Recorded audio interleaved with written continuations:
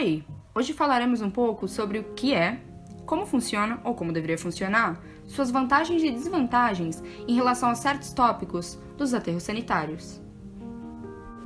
Primeiramente, precisamos entender o que é aterro sanitário.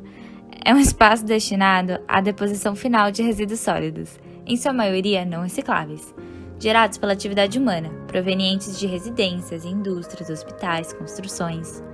E consiste em camadas alternadas de lixo e terra, que evita mau cheiro e a proliferação em animais.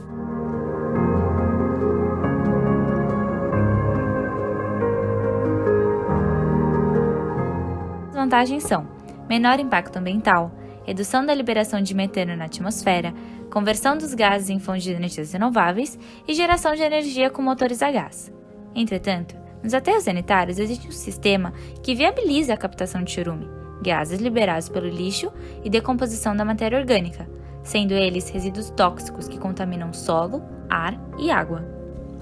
Como bem dito, os aterros sanitários são áreas nas quais apresentam impermeabilidade do solo. O Ministério do Meio Ambiente nivela os lixões e os cobre com terra, para evitar que o chorume e outras substâncias químicas penetrem no solo, na expectativa de impedirem que os gases gerados pelo processo de decomposição sejam liberados na atmosfera e contaminem todo o meio ambiente. Possuem ainda um sistema de drenagem utilizado para recolher o chorume e outro de captação de gases tóxicos.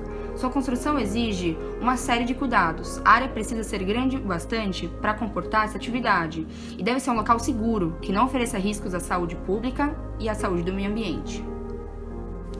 Essa imagem, como podemos notar, apresenta um biodigestor. Essa máquina funciona como uma câmara fechada, alimentada de resíduos orgânicos misturados com água e, através da falta de oxigenação, algumas bactérias transformam os detritos em biogás e biofertilizante. Já emendando uma coisa na outra, o biogás é uma mistura de gases produzidos por bactérias pela decomposição natural da matéria orgânica na ausência de oxigênio. Caracteriza-se por um gás inflável, composto de gás metânico e carbônico, com pequenas quantidades de gás sulfídrico e a vapor d'água. Todos os aterros sanitários com resíduos sólidos emitem esse gás em quantidades que dependem de diversos fatores. Um deles é o tamanho do aterro. Além de poder ser utilizado como combustível para motores, turbinas ou outros dispositivos para produzir eletricidade. Diferentemente do que estávamos comentando, temos os aterros controlados, que são outro tipo de aterro. Esse não tem solo permeabilizado, nem sistema de captação de chorume, nem gases tóxicos, sendo insuficiente no controle de toda a poluição, pois o gás continua a ser gerado e não tem para onde escapar. Mas apesar disso, acaba sendo mais vantajoso que um lixão, isso porque o lixo é depositado de forma compactada, coberta por uma camada de terra. Ainda que amenize em alguns pontos, essa não é a forma ideal de disposição final de materiais. Bom, de volta ao assunto principal.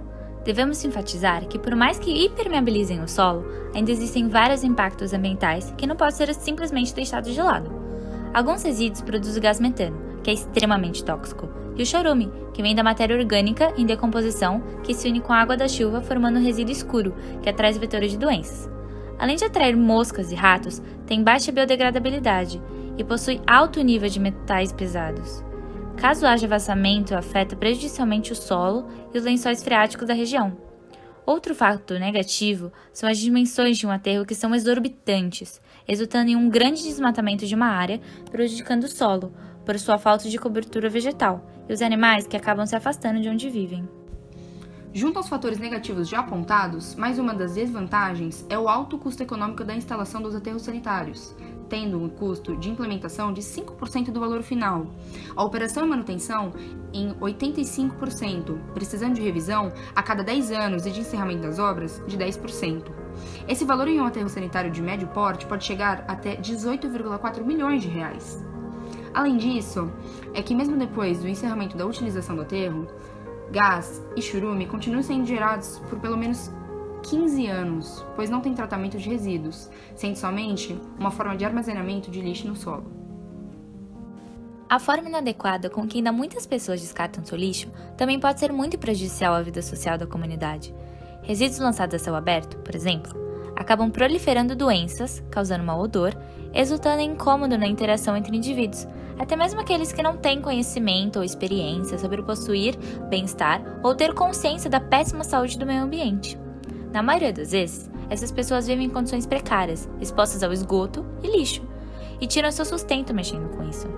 Crianças e animais brincam, pais trabalham e até avós cozinham próximos de rios poluídos. Em suma, os aterros estão envolvidos com a saúde, economia e convívio social de toda a sociedade. Aqui abordamos um questionamento para o Tião Santos, presidente da Associação de Catadores do Aterro Metropolitano de Jardim Gramacho. Logo em seguida, sua resposta, ou seja, o que defende. A sociedade começa a repensar os seus valores, só que essa mudança ela não acontece tão depressa quanto a gente pensa. É preciso você educar. Então, tem gerações que, principalmente na minha época, que estudou que os recursos da terra eram infinitos. Hoje a gente sabe que é finito, que precisa poupar. Então, eu acho que a gente passa agora por um plano de transição. E a sua geração, que daqui a 20 anos vai estar no comando da sociedade, vai ter muito mais consciência do que a minha. A minha, praticamente, é um plano de transição, como eu falei, é essa plataforma que está sendo construída. Então, você tem uma sociedade que 90% das pessoas consomem e gera lixo, mas 10% vivem com ela. E quem são essas pessoas que convivem? São pessoas pobres e negras. Então, existe também, na questão do destino do lixo, um racismo ambiental. O Brasil é o quarto maior produtor de lixo plástico do mundo. São 11 milhões de toneladas produzidas por ano. E somos um dos países que menos recicla lixo no planeta. Desse total, apenas 1,2% é reciclado. Há uma série de coisas que não são reaproveitáveis ou não podem ir ao lixo comum e deveríamos ficar mais atentos a essa regra, como nos aterros, onde, decretada pela lei, só podem ser depositados resíduos sem qualquer possibilidade de reciclagem e reaproveitamento. É reciclável todo resíduo descartado que ainda pode se transformar de parte ou do seu todo, visando materiais que poderão retornar à cadeia produtiva para virar o mesmo produto ou diferente do seu original. Por exemplo, jornais, latas de cerveja e refrigerante, garrafa PET, arame.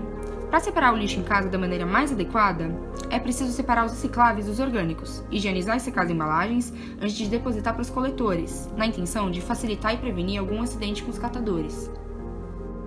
Desse jeito, os papéis devem estar secos, os vidros quebrados embrulhados em papel ou colocados em uma caixa, garrafas frascos não devem ser misturados com os vidros planos, etiqueta adesiva, fita crepe, guardanapos, filtros de cigarros, papéis sujos, clipes, pilhas não são materiais recicláveis. Alguns desses são indicados a serem devolvidos ao fabricante ou depositados em coletores específicos. Então, podemos concluir que todo esse nosso consumismo exagerado de hoje em dia vai dar, na verdade, já está dando muito problema, principalmente com o excesso de lixo descartado incorretamente.